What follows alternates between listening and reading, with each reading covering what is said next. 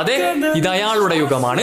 മാനം മുട്ടി നിൽക്കുന്ന ആകാശഗോപുരങ്ങൾക്ക് പിന്നിൽ നിങ്ങൾ അയാളെ പൂഴ്ത്തി വെച്ചാലും, നിഗൂഢമായ അറകൾക്കുള്ളിൽ നിർജീവമാക്കി നിങ്ങൾ അയാളെ തുറങ്കിലടച്ചാലും, 7 ഭൂമിയും തുറന്ന് നിങ്ങൾ അയാളെ മണ്ണിനടിയിൽ മറച്ചു വെച്ചാലും, 7-ാം നാൾ അയാൾ ഉയർത്തെഴുന്നേൽക്കും. എതിരെ പെയ്യുന്ന പേമാരി ആയാലും വിധിയെ വിറപ്പിച്ചുകൊണ്ടവൻ സ്വപ്നം കണ്ടതെല്ലാം നേടിയെടുക്കും. കാരണം അവനൊരു അത്ഭുതത്തിന്റെ പിറവിയാണ്. തന്റെ 11-ാം വയസ്സിൽ ഇനി അവന് വളരാൻ കഴിയില്ല എന്ന് ഡോക്ടർമാർ വിധി എഴുതുമ്പോൾ ആ പിഞ്ചു മനസ്സിൽ മന്ത്രിച്ചത് കാൽപന്ത് കളിയുടെ ആത്മാവായിരുന്നു. ആ കാൽപന്ത് കളിയുടെ വീര്യമുറങ്ങുന്ന ക്യാമ്പ് നൂ സ്റ്റേഡിയത്തിൽ വെച്ച് സാക്ഷാൽ റൊണാൾഡിനോയിൽ നിന്നും അസിസ്റ്റ് വാങ്ങിക്കൊണ്ട് ഗോൾ നേടുമ്പോൾ അയാളുടെ പ്രായം വെറും 17 വയസ്സ്. 2012 കലണ്ടർ വർഷത്തിൽ ഒരു റൈറ്റ് വിംഗ് ഫോർവേഡ് ആയിട്ട് പോലും അയാൾ നേടിയത് 69 കളികളിൽ നിന്നും 91 ഗോളുകളായിരുന്നു. ഇന്ന് കളിക്കുന്ന ഏതൊരു സ്ട്രൈക്കറുടെയും വെറും സ്വപ്നങ്ങളാണ് അയാളുടെ പല റെക്കോർഡുകളും.